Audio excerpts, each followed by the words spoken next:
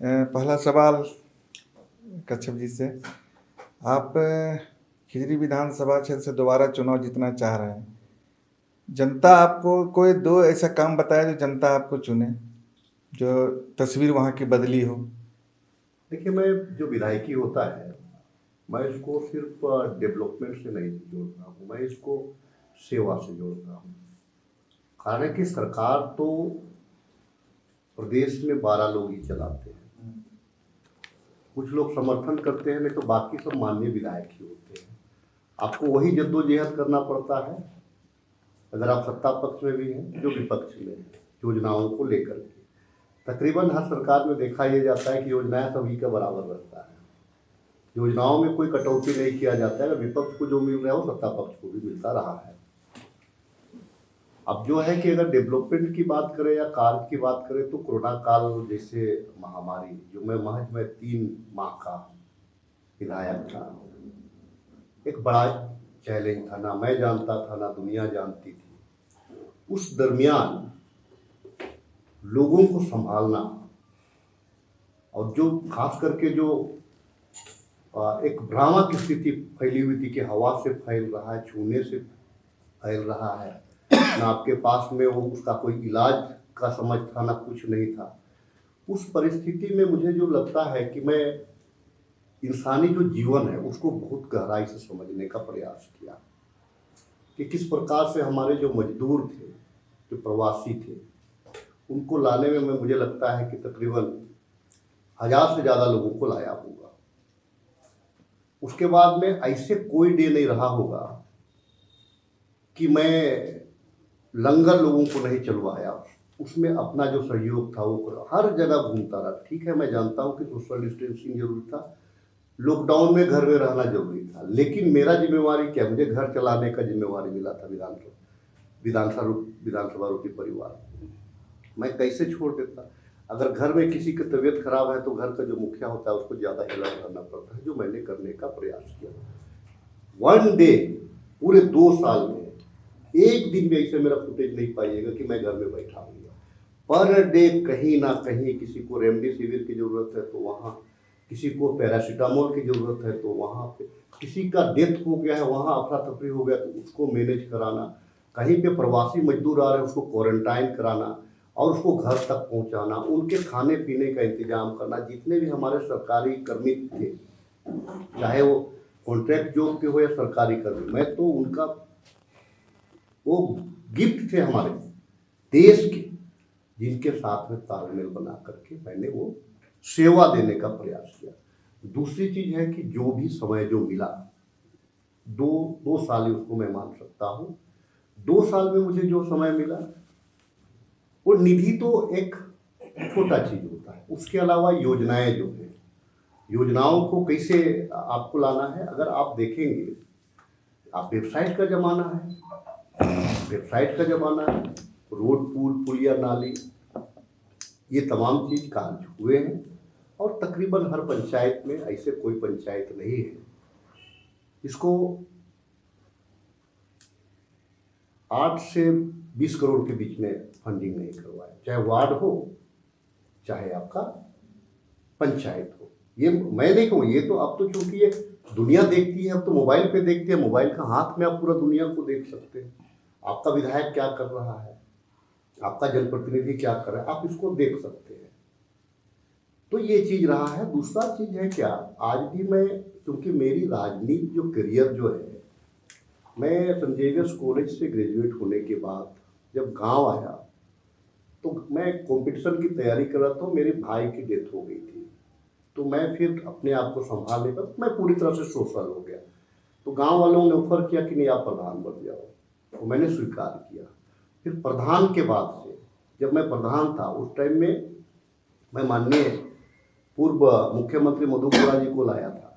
तो मधु कोड़ा जी के टाइम में मैंने पहली दफा अपना रास्ता को पूरा बनवाया। हमारा रास्ता भी जंगल था, कोई रास्ता नहीं था, ना ही एक 5 टोले होते हैं, एक रेवेन्यू गांव में सिर्फ बिजली था। मैंने तमाम जगहों पे, तमाम गाँव पे बिजली लगवाया, और जितने भी रास्ते हैं उस दरमियान में मैंने उसको मनरेगा से भी कुछ को करवाया, कुछ को मुख्यमंत्री जो आए थे, स्पेशली मैं उनका प्रोग्राम लेकर के वहाँ पे करा करके योजना का लाभ लिया। अब चूंकि इसीलिए मेरा जो माइंड है आज भी जो है कि पॉलिटिकल नहीं हो पाता है। आज भी मैं सोशल और जो है कि प्रधानी वाला मूड में ही रहता हूँ, जो मुझे अच्छा लगता है कि नहीं इससे।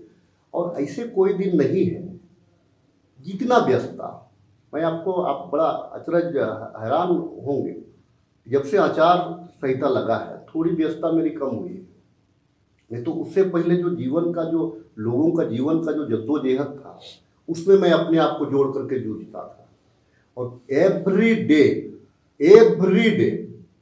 चाहे मैं बीमार हूँ, व्यस्त हूँ, घर में अगल बगल में शादी भी है, कोई मतलब नहीं है। एवरी डे मैं 6-7 बजे से लेकर के 10-11 बजे तक एक एक चीज लोगों का, चाहे 500 लोग आए, मैं नाश्ता करूं ना करूं, लेकिन मैंने लोगों का करने का प्रयास किया। तो आज के तारीख में परफॉर्मेंस में और जनप्रतिनिधि कोई भी होते हैं, उनको जो योजनाएं मिलती हैं वो तो फंड के आधार से आपको मुहैया कराया जाता है सरकार में। और मुझे लगता है कि मैं अपने जो 2.5 साल का जो विधायकी रहा है उसमें सेवा के दृष्टिकोण से, क्योंकि कोरोना काल जैसा चैलेंज को स्वीकार किया और कोई ऐसा गली, मैंने पहली दफा सैनिटाइजर गाड़ी चलवाया, मैं 3 गाड़ी ट्रैक्टर में सैनिटाइजर एक टैंकर में लगा करके केमिकल से, मैंने मस्जिद में भी लोग जा रहे थे मैंने वहाँ भी सैनिटाइज कराया, मंदिर जो लोग जा रहे थे वहाँ भी सैनिटाइज कराया, चर्च जा रहे थे वहाँ भी सैनिटाइज कराया। मैंने जा करके छिड़काव स्वयं भी किया, पूरा मास्क लगा करके, ग्लव्स लगा करके। और ऐसा घाघरा नदी का आज भी वो दृश्य याद है कि लोग, बहुत सारे लोग लकड़ी नहीं देना चाह रहे थे। मैं तो धन्यवाद बोलूँगा, एक जो है हमारे डोरंडा के जो साथी हैं, जो नगर निगम के एम्प्लॉई हैं, इब्राहिम, जिन्होंने कम से कम नहीं भी तो नहीं, मेरे यहाँ मेरा आंसू रोज गिरता था। बगल वाले बोलते थे कि नहीं जलाने नहीं देंगे, हमारे यहाँ भी बीमारी फैलेगा, समझा करके बुझा करके फिर वहाँ नहीं भी तो नहीं, पर डे 50-60-100 लाख को पर डे मैं उनके साथ बात करता था कि अपना लैंग्वेज में कि भाई क्या बोलो बाबू, कैसे चल रहा है। तो ये एक सेवा का था, तो मैं संतुष्ट हूँ अपना जो कार्यकाल से।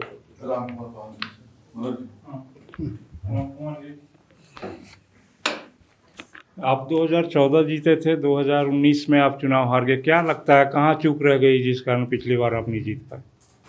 देखिए 2014 में आप चुनाव जो जीते थे, हम इंडिया फोल्डर से चुनाव लड़े थे, उसमें आसू और भाजपा का गठबंधन था, परंतु 2019 में हम लोगों का गठबंधन टूट गया और महागठबंधन इन लोगों का बना, हम लोगों का वोट का थोड़ा बिखराव हुआ और जिसके चलते हम 5000 वोट से हार गए। परंतु जहाँ तक मैंडेट की बात है, जो मेरा वोट था, अगर हम लोग दोनों को जोड़ दे देते आसू और भाजपा का, तो लगभग हम लोग 25 से 30 हज़ार वोट से आगे थे। कभी कभी क्या होता है कि परिस्थितियाँ ऐसा आ जाती है, वोट का समीकरण, जिसके चलते चुनाव में हार जीत रहता है। परंतु 5 साल के दरमियान जिस क्षेत्र को खिजरी विधानसभा क्षेत्र का ऐसा बहुत सा एरिया था जो आज़ादी के इतने वर्षों के बाद ना तो उस गाँव में बिजली था, ना तो उस गाँव में रोड था, वैसे गांव को सिलेक्टेड करते हुए, चाहे वो नामकुम का क्षेत्र हो, जैसे हमारा कोचड़ो एक है, आपका पंचायत पड़ता है कोचड़ो गांव, वहाँ क्या था कि आज़ादी कितने वर्षों के बाद, जैसे हम लोग साइकिल में चढ़ते हैं तो साइकिल के ऊपर हम लोग चढ़ते हैं, लेकिन परंतु साइकिल आदमी के ऊपर चढ़ता था। कहने का तात्पर्य कि जब लोग साइकिल लेके घर से निकलते थे तो रास्ता अप डाउन होता था, तो चूँकि साइकिल कंटिन्यू नहीं चल सकती, इसलिए क्या था कुछ दूर तक साइकिल को ढोकर लोग अपन रखे। ऐसी जगह पर भी हमने रोड और बिजली पहुँचाया। इसी तरह और एक है नामकुम का, हम उसको बार बार इसलिए बोलते हैं कि चूँकि उसको सीखना चाहिए, या कोई भी जनप्रतिनिधि हो, मतलब ऐसा जगह जहाँ पर इतने वर्षों के बाद विकास का काम नहीं पहुँचा है। एक लाली पंचायत का टोली है, वहाँ की परिस्थितियाँ, चूँकि मुझे बुलाया था लोग, तो जब हम गर्मी के दिन उधर जा रहे थे तो पुलिस वाला बोला भैया उधर तो हम लोग नहीं जाएंगे, हाथ जोड़ते हैं, क्योंकि बहुत ख़राब इलाका है, नक्सल है, कुछ भी हो सकता है। मैंने कहा देखो, मैं तो चूँकि सेवा के दृष्टिकोण से है, जनता ने मुझको वोट दिया है, जनता ने मुझे बुलाया तो मुझे जाना चाहिए। मैं कम से कम 2.5 घंटा हमको लगता है पैदल वहाँ पर पहुँचे, इतना नरकीय स्थिति था, ना तो वहाँ बिजली है, ना तो लोगों को रहने के लिए पानी की व्यवस्था है, ना तो रोड है। परंतु मैंने प्रयास किया, सरकार उस समय मेरी थी, धन्यवाद देते हैं एनडीए सरकार को, प्रयास किए, वहाँ पर रोड बन रहा है, हमको लगता है रोड बन भी गया है। ऐसे कई कनेक्टिविटी रोड जो लोगों को अगर हमको आना है तो मतलब 1 से 2 किलोमीटर के अंदर में, परंतु कहीं पर डैम है, कहीं पर नदी है, और जिसके चलते लोग को जहाँ हमको 1 घंटा घूम के आना पड़ता था, वहाँ हम उसको कैसे सॉर्ट आउट करेंगे, मतलब उसको कैसे हम सीधा एक कनेक्टिविटी रोड बनवाएंगे। वैसे ही मेरा एक अनगढ़ा और हनुमानजी की रोड जो थी, क्योंकि आपको 2000 लगभग 2000 आसपास दशहरा पूजा में नाव से लोग चलता था, नाव चलते थे उसमें, तो आने जाने के क्रम में अचानक लोड ज़्यादा पड़ गया तो लगभग 19 आदमी की डेथ हो गई थी। मेरा मन में एक जुनून था कि जीवन में कभी अगर हमको सेवा करने का मौका मिलेगा तो वहाँ पर हम वो ऐसा पुल बनवाएंगे ताकि लोगों को भविष्य में कभी ऐसा ना हो। और फिर वर्माजी और अनगढ़ा को जोड़ने वाला लगभग 65 करोड़ रुपया की लागत से वहाँ पर पुल बनवाया, रोड बना। ये एक विकास का एक मॉडल है। उसी तरह हमारा जो हम जहाँ जिस क्षेत्र में रहते हैं, क्योंकि खीरी विधानसभा क्षेत्र का सभी लोग वोट देते हैं, परंतु जहाँ पर संसाधन की बहुत कमी है, जहाँ हम चाह रहे थे कि वहाँ का एजुकेशन हब का दृष्टिकोण से भी, क्योंकि हमारा रिमोट एरिया होने के नाते लोग मैट्रिक तक तो मतलब पढ़ाई कर लेते हैं, परंतु उच्च स्तरीय पढ़ाई के लिए बहुत मुश्किल होता है। अभी भी वहाँ का स्थिति बहुत दयनीय है। उसको देखते हुए अमनगढ़ा प्रखंड का में एक महाविद्यालय ले गए, महाविद्यालय बन के तैयार है, ITI कॉलेज बनवाया, मॉडल स्कूल बनवाया, क्योंकि शिक्षा के क्षेत्र में भी लोग आगे बढ़े। उसी तरह वर्मांझी में हम एक बार गए थे चुनाव के दरमियान में, तो वर्मांझी का एक गांव है सदमा जरा, मैंने गया जब चुनाव के प्रचार में, तो लोग क्या है कि जो नाला होता है ना, तो नाला में लकड़ी का पुल बना के लोग आना जाना करते थे। बड़ा अफसोस हुआ, वो लोगों ने कहा सर सब लोग तो वोट मांगने के लिए आते हैं, परंतु वोट तो देते हैं, उसके बाद कोई लौट के नहीं आता है। हमने कहा भाई आप वोट दीजिए, मेरा गारंटी है कि आपका हम काम कराएंगे। उस रोड को कनेक्टिविटी बनवाएं, फिर वहाँ पर पुल बनवाएं। ये मेरा कहने का तात्पर्य, ये मेरा एक काम हुआ। उसी तरह है मेरा वर्मांझी प्रखंड का, और आपका वर्मांझी प्रखंड और रामगढ़ जिला और आपका वर्मांझी मतलब वर्मांझी प्रखंड, रांची जिला का वर्मांझी प्रखंड का, वहाँ भी एक नदी था सुथरपुर जिसका जगह का नाम है। वहाँ पर चूँकि पुल नहीं था, जब उधर के लोग इधर आना पड़ता था, बरसात के दिन अगर उधर मतलब गलती से उधर चले गए, पानी आ गया, तो फिर उधर रात गुजरना पड़ता था। या तो बहुत लोग जब इधर आना था रिस्क लेते थे, तो बहुत लोग नदी में बह भी गए, बहुत लोगों की मृत्यु हो गई। उस परिस्थिति में वहाँ भी उस मेरा डिमांड था, वहाँ भी मैं सुथरपुर में एक उच्च स्तरीय पुल बनवाया। मेरा तात्पर्य था कि जो भी आज तक जो यूनिक काम, जो तक अभी तक लोगों का डिमांड है, जो नहीं हो सकता है, ऐसे संभावनाएं लोगों ने जता था, उस काम को कराया। आपको मैं विश्वास दिलाना चाहता हूँ, और एक उदाहरण, क्योंकि मेरा एक गेतरसूद बांध बना है। गेतरसूद बांध बना हुआ लगभग 65 साल हो गया है, लगभग 65 साल हो गया। और वो पानी जो है, वहाँ का जो पानी लोग है, वहाँ का पानी रांची के लोग पीते थे, शहरी क्षेत्र के लोग, परंतु जिसका जमीन गया वहाँ लोगों को शुद्ध पेय जलने के नसीब नहीं था। मैंने इस बात में बहुत, मुझे भी लगता था कि चूँकि पानी डैम यहाँ विस्थापित ये लोग, और इसको शुद्ध पेय नहीं मिल रहा है। मैंने नदी जितना विस्थापित गांव है, चाहे वर्मांझी हो, अनगढ़ा हो, लगभग 25 गांव में वहीं के पानी को फिल्टर प्लांट कर स्थापित करके और पाइप के माध्यम से घर घर में पानी देने का प्रयास करें। इस तरह अगर हम उदाहरण देना शुरू करें तो ऐसा में करने के बावजूद, लेकिन चूँकि चुनाव का मामला है, चुनाव में हाथ जीत लगा रहता है, मामले का मामला है। जी राजेश जी, मेरा सवाल है कि अभी आप चुनाव लड़ रहे, तो भाजपा आपके लिए कितनी बड़ी चुनौती के रूप में आप देख रहे हैं? देखिए, मेरे प्रतिद्वंदी जो है मेरे सामने खड़े हैं, अपनी उपलब्धि बता रहे हैं। क्योंकि ये डिबेट का प्रोग्राम नहीं है, लेकिन आप इसको लेकर डिबेट है ये। अगर जिस कनेक्टिविटी की बात हो रही है, जिसे कुचड़ों से स्टार्ट है, तो कुचड़ों का आखिर दोबारा शिलान्यास मैंने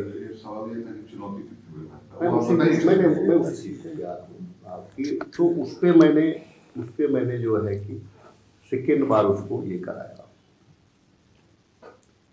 उसके बाद में जिस टोंगरे टोला का बात हुआ नामकुम का, ठीक है, अपनी अपनी उपलब्धि सारे लोगों को, लेकिन विदाउट एनओसी और मेरे कार्यकाल में विभाग उसमें कार्य नहीं करना चाह रहा था क्योंकि फॉरेस्ट ने उस पर केस कर दिया था, आरयू विभाग का जो रहता है।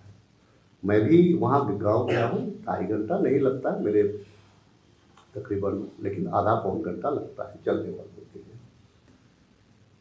तो मैं भी वहाँ पे कई एक बार गया, क्योंकि तो मैं MLA नहीं था लेकिन मैं घूमते रहता था तो जाता आता था।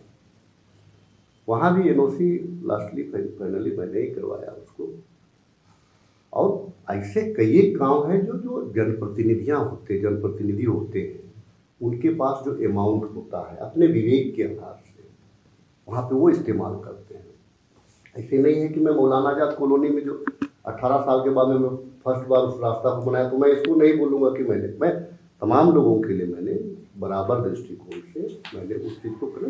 रही बात अब चुनौती की, हर राजनीतिक दल की अपनी एजेंडा होती है। हमारे पास में जनता के बीच जा कर के बोलने क्या बहुत सारे हमारे पास में काम जो हमने हमारी सरकार ने किया है, एक काम नहीं किया है, कई एक काम किए हैं जो 18 वर्षों में नहीं हुए। जैसे क्या है कि आप अगर देखेंगे तो आज केवल चर्चा होती है मैया सम्मान की, उसी को काट में लोग भाजपा के लोगों ने दीदी को वो योजना निकाला जो कहीं से भी उचित तो नहीं था। प्रशासन ने भी कहा कि भाई ये गलत चीज़ है। अब लोग बोलते हैं सिर्फ कि अगुआ आवास योजना, जिसमें हम लोगों ने टारगेट किया है कि भाई 20 लाख 2027 तक हम 20 लाख आवास का निर्माण कराएंगे।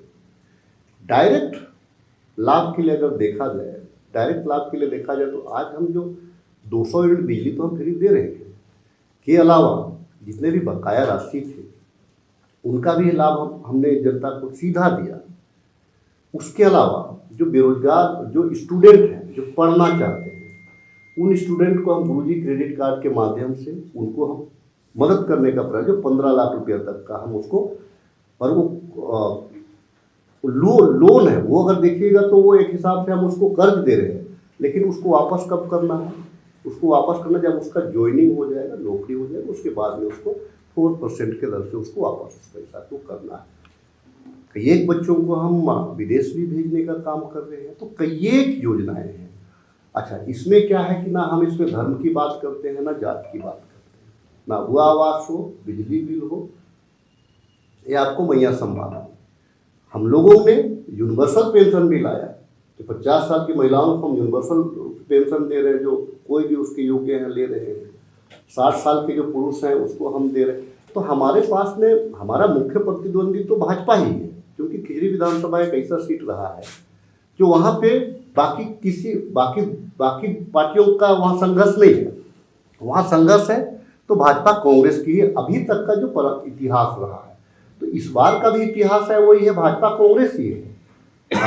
आने वाला दिन में जनता क्या डिसीजन लेगी, जनता किसको वोट करेगी, वो 20 तारीख को पता चलेगा, शाम को 23 तारीख को पता चलेगा। जो करना रहेगा 20 तारीख को जनता करेगी।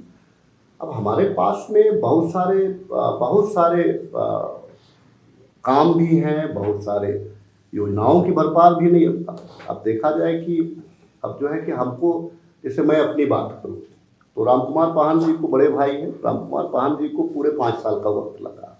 अगर डेवलपमेंट की बात करें, कंक्रीट की बात करें, तो 5 साल का इनको लगा, लेकिन मुझे तो 5 साल का नहीं लगा, मुझे तो मात्र 2 साल का लगा।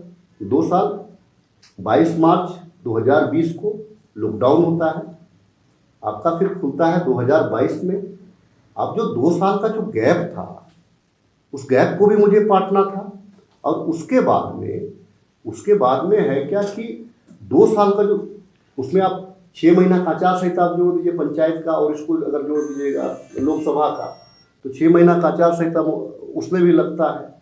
तो मेरे पास अगर देखिएगा तो 2 ही साल का है, और 2 साल के कार्यकाल में मैंने संतुष्ट करने का प्रयास किया है जनता जनार्दन को। जी राम कुमार जी, कांग्रेस पार्टी और जेएमएम का जो गठबंधन है, जिनके उम्मीदवार आपके खिलाफ चुनाव लड़ रहे हैं, वो हेमंत सोरेन सरकार की योजनाएं जो उन लोगों ने लागू की है अब तक, और हेमंत सोरेन के काम को गिना रही है, जबकि आपकी पार्टी अभी भी बांग्लादेशी घुसपैठियों के मुद्दे पर अटकी हुई है, उसी मुद्दे पे सबसे ज़्यादा बात कर रही है। क्या ये क्यों ऐसा हो रहा है? नहीं, देखिए, हमारा एनडीए जो फोल्डर है, हमारा जो मैनिफेस्टो है, उसमें आपने देखा होगा गोगो दीदी योजना। गोगो दीदी योजना के माध्यम से हमारा किसी भी जाति, किसी भी धर्म, किसी भी पंथ के लोग हैं, सभी लोगों को 2100 रुपया 18 वर्ष से जिसका उम्र है उसको हम लोग देंगे। जहाँ तक यूपीए गठबंधन का बात है, क्योंकि पिछले बार भी यूपीए गठबंधन ने घोषणा किया था कि भाई जो लोग ग्रेजुएट होंगे उसको हम 5000 रुपया देंगे और जो पोस्ट ग्रेजुएट होंगे उसको हम 7000 रुपया देंगे। इसके अलावा भी लोगों ने कहा था कि भाई हम जल जंगल ज़मीन, चूँकि मेरा झारखंड का हम है, मेरा अस्तित्व बनता है झारखंड को बचाना और झारखंड में रहने वाले लोगों का हम डेवलपमेंट कैसे कर सकते हैं। परंतु आपको ये भी जानकारी होगा कि जो जल जंगल ज़मीन की बात करने वाला भाई, जो ग्राम सभा में बालू का अधिकार होता था, आज बालू का रेट आपको पता नहीं होगा मेरे ख्याल से, अगर होगा घर बनाया तो होगा लगभग 50,000 रुपया बढ़ा है बाहर। बालू मार्केट में मिल रहा है, ऐसा नहीं कि बालू शॉर्टेज हो गया, ऐसा नहीं है, बालू मार्केट में भारी मात्रा में मिल रहा है। परंतु उसमें जिस तरह से कालाबाजारी है, जिस तरह से प्रशासन उस पर इन्वॉल्व है, कौन है नहीं है वो हमको पता नहीं, परंतु जिस तरह से इसका मैंने कालाबाजारी मार्केट में हो रहा है, तो इस तरह का सर्वोच्च सरकार के प्रति लोगों का इस तरह से ये एक विषय है।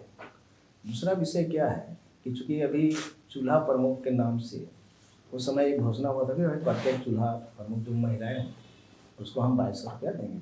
अच्छा है, परंतु 5 साल के दरमियान में महिलाओं को देने के लिए काम नहीं हुआ। हमने ऐसा नहीं कह रहे कि हमने घोषणा किया या तो हमारा पार्टी ने, संगठन ने जो घोषणा किया देगा नहीं देगा तो बस एक बात, लेकिन पिछले बार जो यूपीए गठबंधन किया वो हमको नहीं लग जाता है। गाँव में जाते हैं तो ये चीज़ हमको देखने को नहीं मिलता है। अभी हम लोगों ने जो मेरा घोषणा पत्र है संगठन का, उसमें है कि भाई जो महिलाएं हैं, जो कि महिला का आर्थिक स्थिति मजबूत नहीं होगा तब तक वो उसका विकास नहीं हो सकता है। उसको देखते हुए हम लोगों ने गैस का जो है उसमें हम लोग 500 रुपया बिलिंग का देंगे गैस भराने का, प्लस जो फेस्टिवल होगा तो उसमें हम लोग करेंगे, चूँकि आर्थिक स्थिति से उसका फ्री में हम लोग सिलेंडर देंगे। उसके अलावा चूँकि आज भी पुरुष, हमारा झारखंड परिवेश में पुरुष प्रधानता है, पूरे भारत में भी है अगर मेघालय को छोड़ दिया जाए तो, परंतु महिला का समान नहीं होता है। इसलिए पिछले बार की जो सरकार थी उन्होंने हम लोग 50 लाख रुपया तक का जो जमीन वगैरह का रजिस्ट्री होता था तो हम लोग 1 रुपया में करते थे। आज भी इसको हम लोगों ने घोषणा किया है कि चूँकि महिला आर्थिक स्वावलंबी बने, वो भी जमीन का मालकिन बने, ताकि गांव घर में उसका समाज में अपना एक मतलब अच्छा उसका प्रतिष्ठा रहे। इस तरह का हम लोगों का ये है। जहाँ तक चुनौती की बात है तो जिस तरह से 5 साल के दरमियान में यूपीए सरकार ने जनता के प्रति जो कमिटमेंट की थी उसको पूरा नहीं किया है, इसका असर निश्चित रूप से हमको लगता है कि चुनाव में पड़ेगा। अब चुनाव में जनादेश क्या होगा नहीं होगा तो समय बताएगा, लेकिन अभी का जो परिवेश में यही सामने दिख रहा है। राजेश कच्छप जी, आपसे एक सवाल है कि आपके खिलाफ भितरघात की भी संभावना जताई जा रही है खिजरी विधानसभा क्षेत्र में। आपके खिलाफ कितने कैंडिडेट थे कि भितरघात की स्थिति अभी से आ गई है? देखिए, हर घर में जिसको हम कहा जाता है, एक तो घर नहीं बोलेंगे, उसको खानदान बोलेंगे। हर खानदान में कहीं ना कहीं भैयात के बीच में कुछ ना कुछ झगड़ाएं होती है। बाप तक तो नहीं होती है, लेकिन बाप का अगर दादाजी के वंशावली से नीचे उतरिएगा तो उसके बाद झगड़ा शुरू होता है। ये खानदान, इसीलिए मैं कह रहा हूँ कि बहुत सारे कार्यकर्ता हैं जो चाहते हैं कि भाई मैं भी उम्मीदवार बनूं, लेकिन अमूमन देखा ये जाता है कि जिनका परफॉर्मेंस थोड़ा ठीक रहा तो नेशनल पार्टियां उनको कैंडिडेट बनाती हैं। लेकिन इच्छाएं बहुत सारे कार्यकर्ताओं की है जो चुनाव लड़ना चाहते हैं, उनकी इच्छा तो मरी नहीं ना। तो लेकिन भी जो, क्योंकि एक मैंने कहा ना कि मैं विधानसभा को घर की तरह देखता हूँ, तो ये भी मेरा एक पार्टी है, पार्टी भी हमारा घर हो, तो उस जो भैयात का जो झगड़ा है उसको डील करने का प्रयास करूँगा। नहीं तो फिर होता क्या है कि शादी ब्याह में सबसे ज़्यादा अगर हल्ला करता है तो इन्हीं लोगों में से कोई हल्ला करता है। तो उसी टाइप से चुनाव में भी जो होते हैं कि चुनाव में भी जो है कि ज़्यादा लोग, तो उसको उसी टाइप से डील किया जाएगा, उसी टाइप से उसको मैनेज किया जाएगा। मैं जान रहा हूँ कि कौन क्या है क्या नहीं है, कहाँ से उसका कौन उसको पुश कर रहा है, किसके बल पे वो चल रहा है। मुझे तमाम चीज़ की जानकारी, आला कमान को भी मैंने इसका रिपोर्ट दिया है। आने वाला दिन में आला कमान उस पर एक्शन लेगी। और रही बात चुनाव की, तो मैं समझता हूँ कि चुनाव मैं लड़ रहा हूँ। मैनेजमेंट जो पूरे चुनाव को मैनेज, पूरा चुनाव का जो है कि एक एक गांव टोला कहाँ पे किस रूप से है, वहाँ उसके अलावा भी हमारे कार्यकर्ता है। ये लोग तो नेता हैं, लड़ा जाता है कार्यकर्ता से, तो हमारे साथ में कार्यकर्ता है, तो मुझे विश्वास है अपने कार्यकर्ता और अपने जनता पे कि जन समर्थन वो देंगे। राम कुमार जी, खिजरी की जनता आपको क्यों चुने?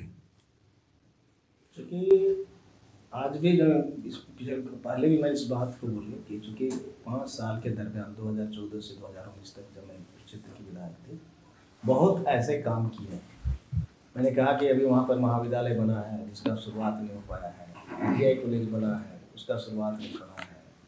हमारा अनगढ़ा प्रखंड का आपका सिकिदरी और केतरसूद का कनेक्टिविटी, चूँकि उच्च स्तरीय हम पुल बनवा दिए हैं, परंतु वहाँ पर अभी कनेक्टिविटी रोड नहीं बन पाया है। और क्योंकि उधर से लोग जो बड़ी बड़ी गाड़ी जो आती है उसमें डैम भीड़ के समय वहाँ बैरिकेटिंग लगा हुआ है, तो बैरिकेटिंग लगा रहने के कारण बड़ी गाड़ी का आगमन वहाँ प्रतिबंधित है। ऐसे भी नहीं चलना चाहिए डैम भीड़ के चलते, उसको देखते हुए हमने वहाँ पर उच्च स्तरीय, उसके नीचे ही उच्च स्तरीय पुल बनवाया है और उसका कनेक्टिविटी रोड की बहुत आवश्यकता है।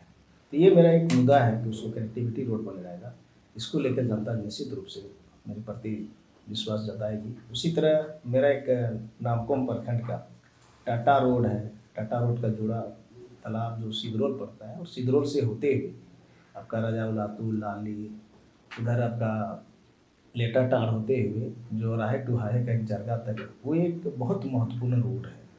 उस रोड में लगभग हमको लगता है हजारों लोगों का आगमन होता है। पिछली बार जब मैं विधायक था तो रिपेयरिंग तो करवा दिए थे, परंतु उसको पथ निर्माण विभाग से उसको हम चौड़ीकरण और मजबूतीकरण रोड का प्रपोजल भी था, प्रशासनिक स्वीकृति हो गई, परंतु नहीं बन पाया था।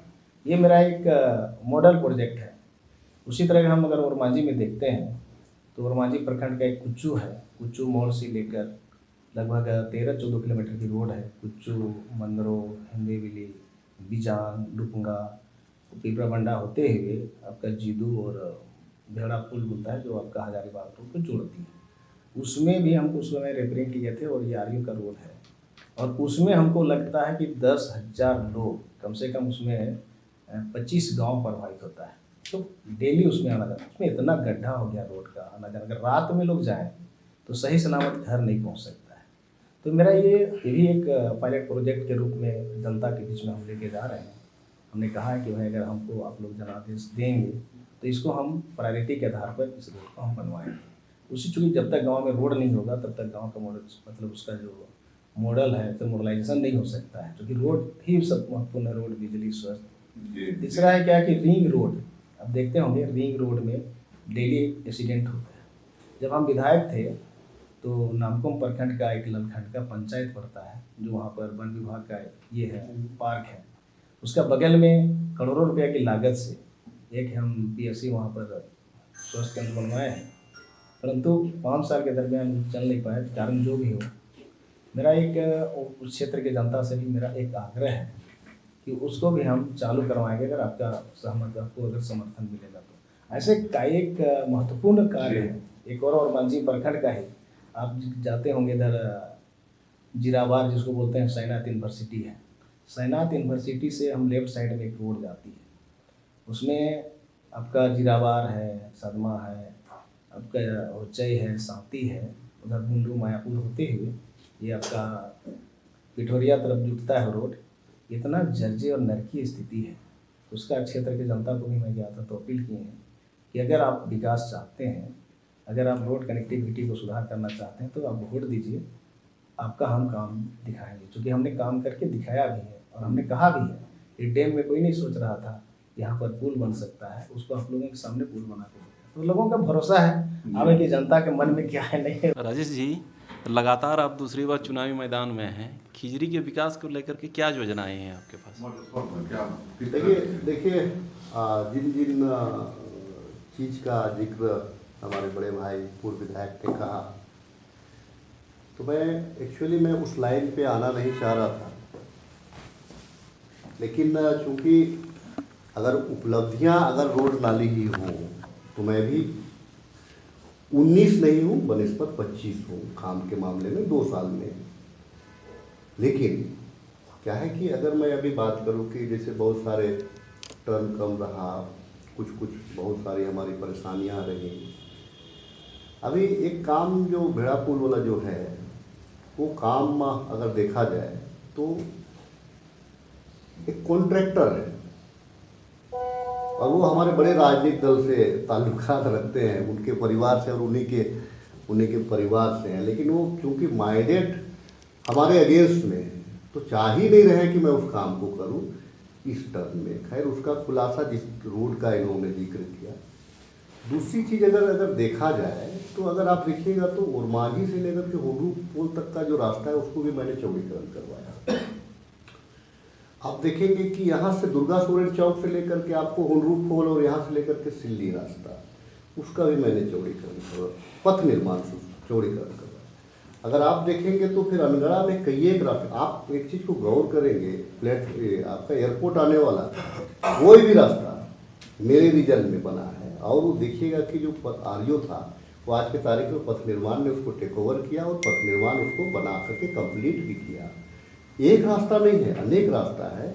चाहे आप अगर देखेंगे तो यहाँ बिरसा चौक से लेकर के जो है कि धुरवा तक वाले रास्ते को भी आप देख सकते हैं, खूंटी वाले रास्ते को भी देख सकते हैं। जमशेदपुर में मैंने शिलान्यास किया, लेकिन जो पुरलिया रोड में जो पेड़ कटाई हुआ, मैं बहुत भयभीत हो गया उससे। इतना बड़ा, इतना मतलब पेड़ को काटना दिल दहल गया। मैंने आग्रह किया विभाग से, सेक्रेटरी से भी मैंने बात किया कि जमशेदपुर रास्ते में भी बहुत सारे पेड़ हैं, अगर वैकल्पिक व्यवस्था हो सकता है इसको अभी होल्ड करा दीजिए, क्योंकि चौड़ीकरण का रास्ता का प्रपोजल है, जमीन अधिग्रहण भी हो चुका है, जब पैसा हो सकता है, लेकिन जो पेड़ का कटना ये पर्यावरण के साथ में। तो मैंने आग्रह किया कि अगर कोई वैकल्पिक व्यवस्था है जमीन अधिग्रहण करने का तो आप जमीन अधिग्रहण करके और आप उसको थोड़ा सा बढ़ा लें। लेकिन यहाँ पे इस प्रकार से पुरलिया रोड में पेड़ कटा, मैं नहीं चाहता कि यहाँ पे बंजर दिखे। और अगर आप देखेंगे, अगर देखिए वेबसाइट का ज़माना है, सब कुछ है। अब जैसे जो राजधानी जो जाम रहा है, 18 वर्षों में भाजपा की सरकार का ज़्यादातर शासन 17 वर्ष के आसपास रहा। आप देखेंगे कि राजधानी की स्थिति जो है, मैं आपके ऑफिस आ रहा था तो मैं बिफोर निकला, इसीलिए निकला कि ट्रैफिक का मसला ज़्यादातर होते हैं रांची में। जब मैं उस ब्रिज से आया तो मैं 25 मिनट पहले पहुंच गया आपके पास में पहले पहुंच गया। कहने का मतलब है कि जो फंसा हुआ मसला था हम लोगों ने सोल्व कराया। आप देखेंगे रातू रोड वाला जो मसला है उसको हम लोगों ने सोल्व कराया। आप देखेंगे कि बहु बाजार वाला जो मसला था हम लोगों ने सोल्व कराया। तो हम जो है हम जनता के हित में कर उसको फंसा के नहीं रख रहे हैं, क्योंकि भारतीय जनता पार्टी का एक मसला था क्या ना कि वो वोट उठ का सीपी सिंह जी है कि चूँकि झुग्गी अपना मुठिया मजदूर वगैरह वगैरह का राजनीति था, तो मतलब बहुत ज़्यादा उस पर संघर्ष नहीं करते थे। अब जो अगर हमारे अगर देखिएगा तो आईने की तरह पूरा राजधानी साफ है कि हम लोगों ने क्या किया, हमने क्या किया। विकास का तो पैमाना सिर्फ मैं इसको नहीं देखता हूँ। और बार बार जिक्र हुआ ये एक महिला विद्यालय महाविद्यालय का, उसको एनओसी एक्चुअली नहीं दिया गया आपको यूनिवर्सिटी के द्वारा।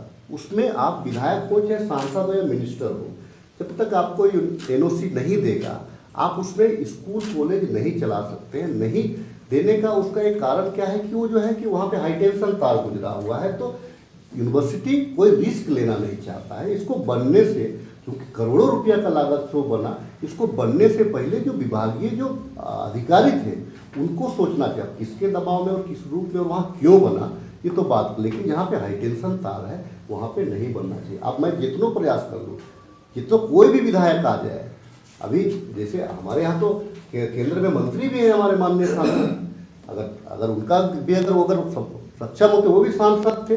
अगर चलाने की बात, इल्जाम लगाना एक अलग चीज़ है कि विधायक ने नहीं कराया, लेकिन माननीय सांसद भी है, माननीय सांसद की भी जिम्मेवारी बनती थी। अगर होने लायक होता तो उसको खुलवा सकते थे, लेकिन चूंकि वो हाई टेंशन तार वगैरह का मसला है इसीलिए वहाँ पे संभव नहीं है। राजेश जी, कोलकाता में जो कांड हुआ था, नोट कांड, उसमें कितना सपोर्ट आपको पार्टी का मिला? देखिए, जो पार्टी जो होती है, आप व्यक्तिगत रूप से स्वतंत्र होते हैं। आपका आइडियोलॉजी, आप किस दिशा में आप बढ़ना चाहते हैं, आपकी आइडियोलॉजी क्या है। पार्टी ने क्या, आप पार्टी जनता ने आपको चुना है, पार्टी ने आपको चेहरा बनाया है। और चूंकि मेरी आइडियोलॉजी, मेरा पैशन कांग्रेस पार्टी की आइडियोलॉजी है, तो मैं कांग्रेस पार्टी के साथ खड़ा हूँ। बहुत सारे लोग इस बात को बड़ा, सोशल मीडिया में भी मेरा र्यूमर इस बात को फैलाते थे कि कोलकाता। तो मैं एक चीज़ बताइए कि अगर मुझे जाना ही होता तो चंपाईदा चले गए, गीता कोड़ा जी चली गई, आपका हमारी भाभी सीता सोरेन जी चली गई। ये इंडिविजुअल व्यक्तिगत चीज होता है कि आप किस विचारधारा से लोग के साथ रहना चाहते हैं। और कोई भी राष्ट्रीय दल, दोनों बड़े राष्ट्रीय दल की अपनी अपनी विचारधारा है, अपनी अपनी आइडियोलॉजी है। तो मेरा आइडियोलॉजी कांग्रेस की आइडियोलॉजी है, मेरा जो समर्थन है कांग्रेस का समर्थन है। इसीलिए मैं कांग्रेस की आइडियोलॉजी में, इतना मुसीबत आने के बाद भी, इतना घर के अंदर में कलह होने के बाद में भी मैं कांग्रेस पार्टी में ही स्थिर रहा। ये साबित करता है कि मेरे अंदर कांग्रेस का आइडियोलॉजी बसता है।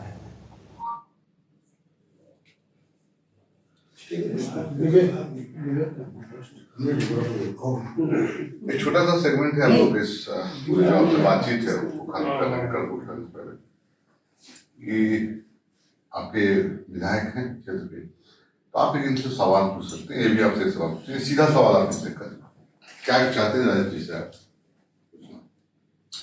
मेरा तो पहला है कि राजेश जी जिस क्षेत्र के विधायक बने हैं और मैंने जिस क्वेश्चन को पहले मैंने जिस बात को आपके समक्ष रखा, टाटा रोड जो जोड़ा तालाब, सवाल इनसे जी इसी से पूछ रहा हूँ, क्योंकि जोड़ा तालाब जो सिगरोल है वहाँ से इनका रहर होते ही लाली तक जो लेटा टाटा जो अपना रोड जोड़ती है जरगा पंखा वाला रोड, इनको निश्चित रूप से बनवा देना चाहिए था, क्योंकि इनका कनेक्टिविटी रोड है और इसी से रोड से आना जाना चाहिए। अपना ही रोड नहीं बनाना था क्या? नहीं, वो मैंने शिलान्यास कर लिया, उसका शिलान्यास हो गया। NIT वगैरह टेंडर प्रोसेस जो होता है ना, बड़ी लेंदी प्रोसेस होता है।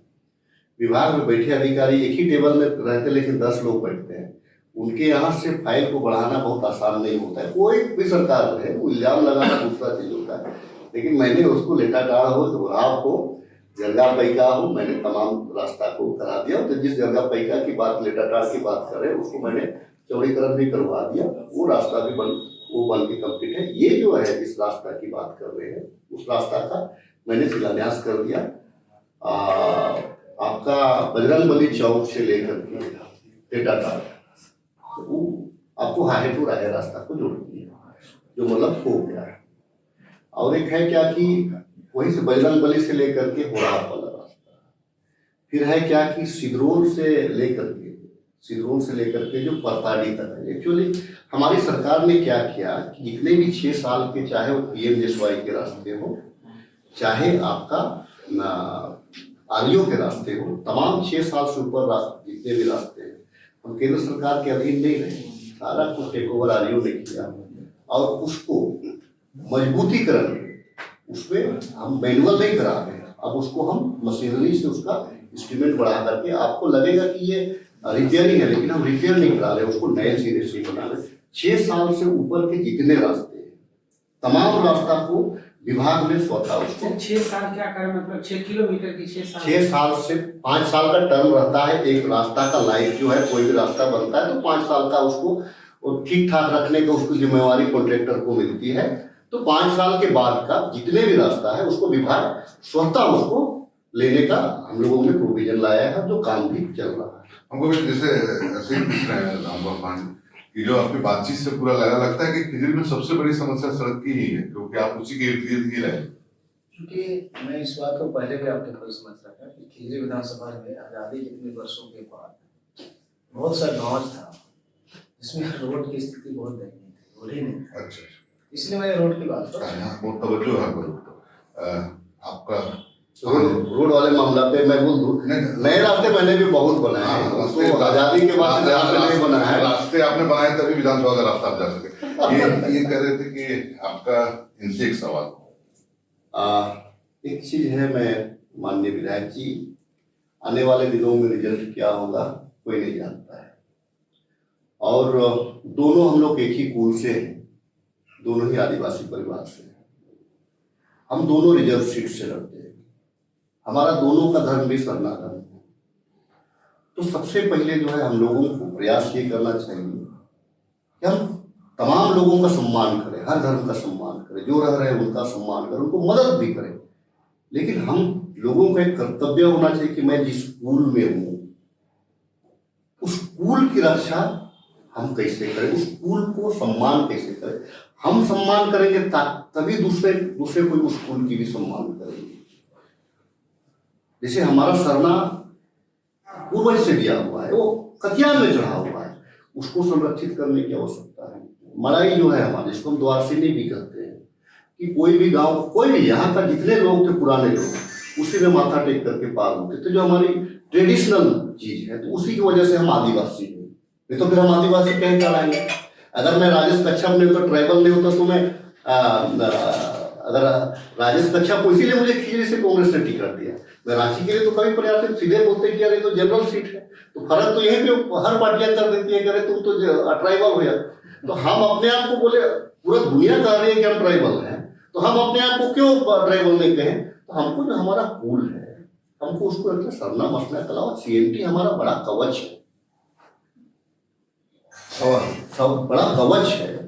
और पत्थरगड़ी भी हमारे एक संवैधानिक और परंपरागत, मेरे घर में भी पत्थरगड़ी होता है। मेरा देखिएगा, हम लोग करते क्या है कि वो एक शिलापट रहता है, उसमें गोप परिवार कितने हैं, राजपूत परिवार कितने हैं, उरांव कितने हैं, लोहरा कितने हैं, मुंडा कितने हैं, उनकी जमीन की स्थिति क्या है, ये तमाम चीज हम लोग उस शिलालेख में लिखते हैं जो हमारा। तो इस चीज को मैं अनुरोध करूंगा कि आने वाला जनता जनार्दन के बीच का हाथ है, हम दावा कर सकते हैं, लेकिन मत तो जनता को देना है। रिजल्ट कुछ भी हो, लेकिन हम लोग आदिवासी कुल के हैं, तो हमको अपने आदिवासी कुल के प्रति लगाव और उसको संरक्षित करते हुए बाकी तमाम लोगों को सम्मान करने का प्रयास करना चाहिए। तो मैं इस दिशा में, आपको सवाल ही है और एक अनुरोध भी है। और आने वाला दिन में मैं रहूंगा तब तो मैं करूंगा, तो मैं तो करूंगा। तो क्या करें? आदिवासी संरक्षण पर ये कुछ तो आने वाले, क्योंकि आने वाले दिनों में इनपे बड़े भाई पे एक इल्जाम लगा कि CNT पे रघुवर दास के साथ पीछे पीछे चलते रहे, पत्थरगड़ी पे भी कुछ नहीं बोला। और आने वाला दिन में अगर ये सब नहीं रहेगा तो हम कहीं दिखेंगे नहीं इस रेशम रेस दुनिया का रेस में। क्योंकि हमको पैसा दीजिएगा तो हमारे लोग, ज्यादातर लोग हैं, उसको खत्म कर देंगे 2-4 दिन में। ऐसे भी केस आया है कि रिंग रोड में जो पैसा मिला कुछ लोगों को, ट्राइबल लोगों को, तो उन लोगों को ये भी पता नहीं था कि कैश गाड़ी स्कॉर्पियो नहीं मिलती है, वो लोग कैश लेने के लिए चल गए स्कॉर्पियो लेने के लिए। तो अभी थोड़ा सा, मतलब मैं नहीं कह रहा हूँ कि बुड़बक है, लेकिन कुछ लोग उनको एकाएक दे दीजिएगा तो। लेकिन उनका सबसे बड़ा चीज है क्या कि आपको उनको, उनका जो अस्तित्व है, जगह जमीन है, उसी पे उनको डेवलप करने का जरूरत है। मैंने विधायक जी को, हमको लगता है कि जानकारी नहीं होगा। जहाँ तक सेंटी एक्ट की बात है, सेंटी एक्ट का 1971, 1961, 1969 एक धारा था जो बिहार सरकार ने लागू किया था कि चूँकि जो भी जमीन है ट्राइबल का, उसमें कोई छात्रबंदी बना लिया या तो कोई 30 साल तक रह रहा है, तो उसको हम कंपनसेशन के आधार पर उस जमीन को, जो ट्राइबल लैंड था, वो सीधे जनरल के हाथ में जा रहा था। रांची में बहुत सा जमीन ऐसा किया। उसमें हेमंत सोरेन जी का भी सरकार थी, आपका शिबू सोरेन जी की सरकार में मंत्री थे, परंतु उसको उन्होंने, जो आदिवासी का सबसे बड़ा हितैषी बोलते हैं बंधु तिर्की जी, उसमें कितना जमीन कई लोगों ने बंदर बांट कराया। मैं किसी को व्यक्तिगत नहीं कह रहा हूँ, परंतु उस धारा को किसी ने बंद नहीं किया।